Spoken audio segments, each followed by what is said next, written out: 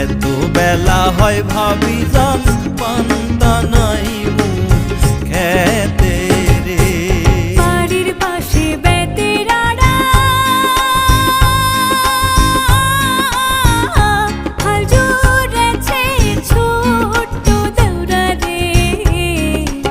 এত বেলা হয় দেউরা মোর পান্তা খায় না আইসা রে। এত বেলা হয় দেউরা মোর পান্তা খায় না আইসা রে।